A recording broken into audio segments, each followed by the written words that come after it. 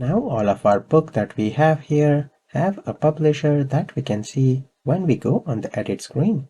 But what if we want to display price and publisher right here on the index page? If I go back to the code here, and if I add a debugging point where we have the controller, where is the index? Right here. And let me refresh the page here. You will notice the obj that is being retrieved in all of the book. We have publisher ID that is populated. And if you remember, we also have a navigation property for publisher inside our book class that we added right here. So basically from the ID here, we need to populate the publisher as well. Let me do that. If I go back here, I can iterate through all the object. So for each variable obj in obj list, we want to populate obj.publisher is equal to _db.publishers.first.default. Well, I can also use find here and directly pass obj.publisher ID. Find basically works on primary key of the table. For publisher, that is the publisher ID. So this will work and populate the publisher object.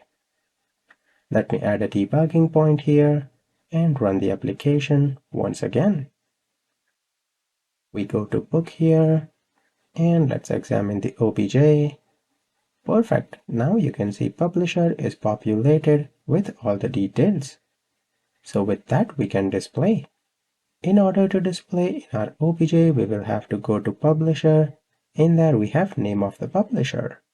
So let me continue here, remove the debugging point and go to the index. Right there I have title. Let me add one more th for price here before the publisher. And inside td I can display item.price, convert that using .toString to currency. Then I also have in the comment how to display publisher. Let me uncomment that. We have a th for publisher. In order to display the name, I said before, we will have to go inside the navigation property for publisher, and inside there we have name of the publisher. Once I save and if I go back, it automatically displays price and publisher because I have hot reload on file save enabled. If that was not enabled, you will have to restart the application. If that is not available, you will have to restart the application.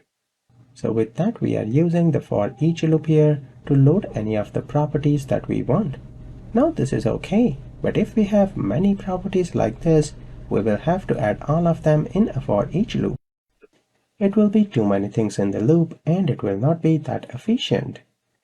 The reason I say it is not that efficient, if I refresh the application, if I go to the output window, and if I refresh the application here, you will notice that it is going to database every single time for each record that we have to get the publisher.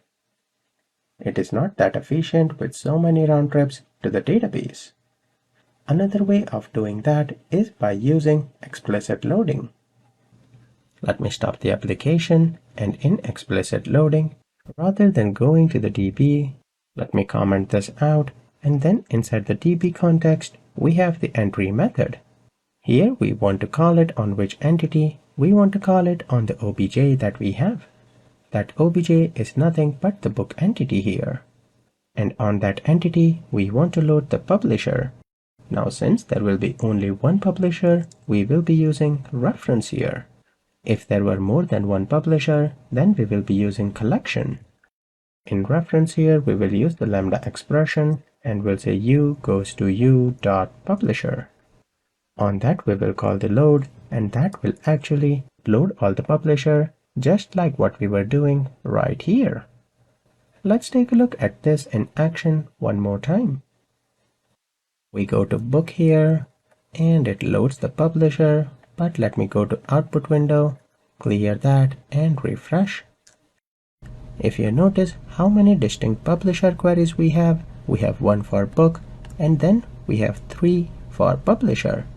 Now previously we had the query 6 times because we had 6 book So every time it was going to the database and retrieving that publisher. But now if you see here, we have three distinct publishers, so it is only going to the database for those distinct publisher based on the publisher ID. So this method basically avoids the duplicate calls to the database for the same publisher ID. So now we have a better way of loading the child entities because now we have reduced number of round trips to the database, and as always, the less round trips you make to the server, the more efficient your system will be. So the one that we saw before, that was least efficient. Then what we have here is more efficient. And by the tone of how I am explaining things, you might have assumed that there is an extremely efficient way, which I am saving for the last. But for now, let me continue from the next video.